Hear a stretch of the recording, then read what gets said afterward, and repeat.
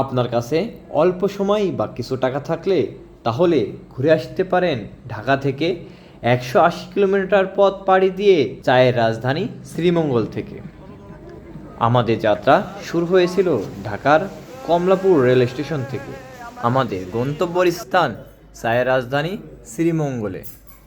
আর কমলাপুর থেকে রাত 10টায় উপবন এক্সপ্রেস ট্রেনটি ছেড়ে যায় শ্রীমঙ্গল যাওয়ার উদ্দেশ্যে। জনপ্রতি টিকিটের দাম থাকবে মাত্র 300 টাকা। আর 180 কিলোমিটার পথ পাড়ি দিতে সময় লাগছে আমাদের 4 ঘন্টা। তখন রাত 2টা 30 মিনিটে এসে শ্রীমঙ্গল স্টেশনে পৌঁছালাম। ঢাকা থেকে ছেড়ে আসা উপবন এক্সপ্রেস কিছুক্ষণ আগেই শ্রীমঙ্গলে প্রবেশ করল। শ্রীমঙ্গল স্টেশনের সামনে থেকে একটি জিপ ভাড়া এবং 2 মিনিটের পথ পাড়ি দিয়ে শ্রীমঙ্গলে একটি রেস্টুরেন্ট, নাম হচ্ছে রিজিক রেস্টুরেন্ট। সকালে নাস্তা খাওয়ার পর আমাদের গন্তব্য এখান থেকে নাহারপুঞ্জি বা লাচুপন।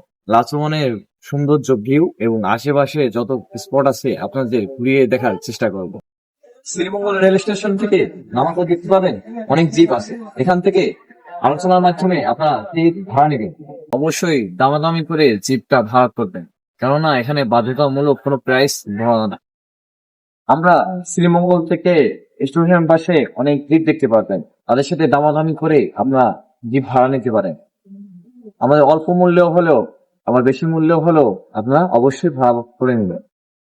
প্রতিটা জিপ 3000 থেকে 4000 প্রাইস রেখে থাকে, এর কমও আছে। শুক্রবার শনিবারের সময় বেঁধে ভাড়ার দাম বেশি রাখে। চলেন ভিডিওটা শুরু করা যাক।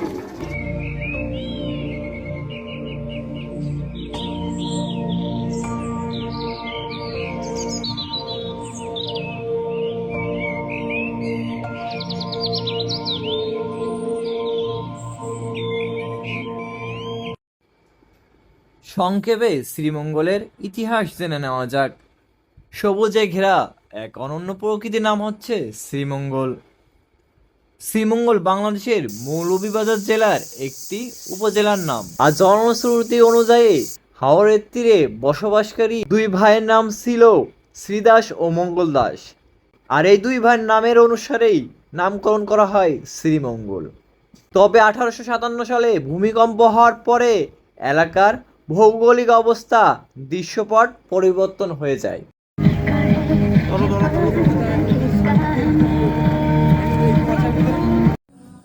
আমরা বর্তমানে আছি শ্রীমঙ্গলের একটি চা বাগানে। আমরা এখানে দেখতে পাচ্ছি খুবই সুন্দর একটি ভিউ। বেশ কিছু সময় পর আমরা লাচুবনের কাছাকাছি চলে এসেছি। এই জায়গাটার নাম হচ্ছে নাহার টি, সেই হিসেবে নামকরণ করা হয় নাহার টি গার্ডেন।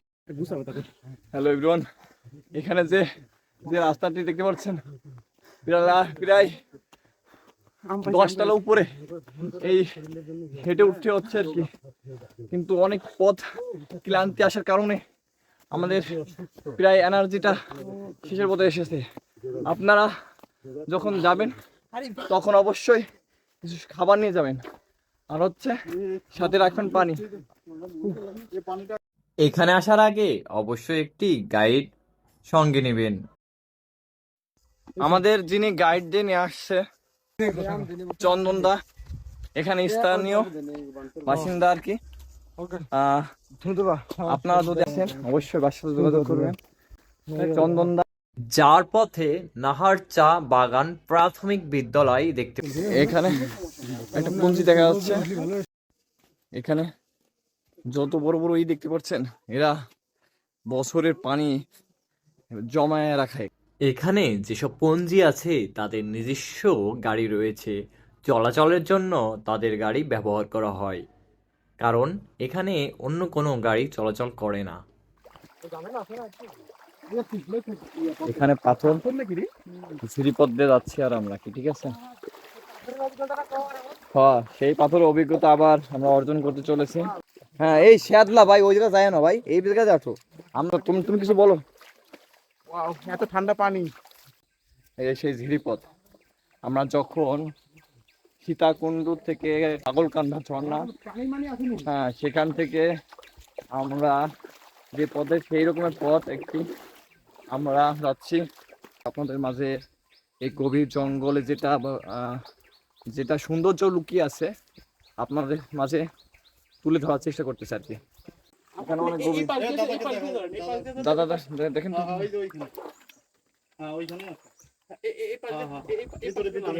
হ্যাঁ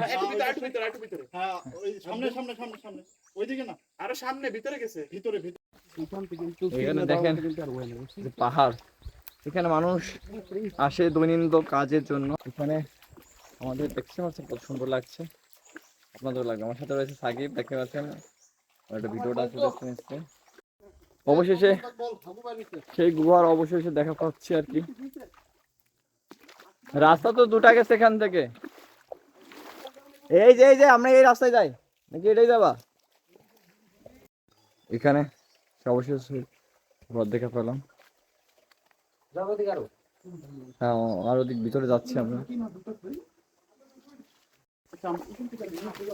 আমরা দেখেন সেই জায়গাটা চলে আসছি অবশেষে। আরে ব্যাং এসছাও তো বাড়ি কো চল। আরে দাঁড়া হ্যাঁ। আমরা আবার সবাই মিলে সিদ্ধান্ত নিলাম যেই পথ দিয়ে এসেছি ওই পথের পাশে আরেকটি রাস্তা ছিল, ওই পথ ধরিয়া আবার যাচ্ছি আবার অজানা এক জায়গায়। গাইজ আমরা গভীর জঙ্গলে যাওয়ার জন্য রওনা করছি। আমাদের নেক্সট টার্গেট দেখুন দুই পাশে দুই উঁচু পাহাড়, মাঝখান দিয়ে জিরিপথ একটি চলে গেছে। কি দৃশ্য! এই দেখার জন্য আমরা সেই দূর দূরান্ত থেকে ছুটে এসেছি। এই জায়গা থেকে কোনো ট্যুরিস্ট এখনো আসি নাই। ওই পেশে যেটা গুহা ছিল আর কি, লাচু বন, ওখানে আসছে, আর এখানে এখনো আসি নাই। কিন্তু স্থানীয় মানুষরা এখানে খুবই কম চলাফেরা করে, কারণ এখানে ভাল্লুক আছে। ভাল্লুক মাঝে মধ্যে দেখা যায় এবং এলাকায় বা পঞ্জিতে মাঝে মধ্যে ঢুকে পড়ে।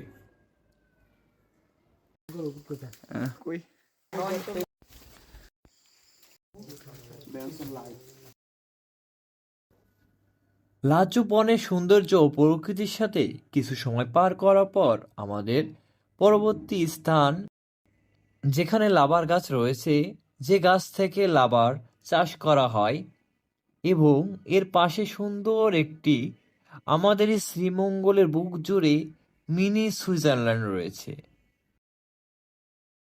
আজ আমরা চায়ের রাজধানী শ্রীমঙ্গল থেকে বিদায় নিচ্ছি। সবাই ভালো থাকেন, সুস্থ থাকেন, আল্লাহ হাফেজ। দেখা হচ্ছে কোনো এক পরবর্তী ভিডিওতে। এই পর্যন্ত আমাদের সাথে থাকার জন্য আপনাকে অসংখ্য ধন্যবাদ।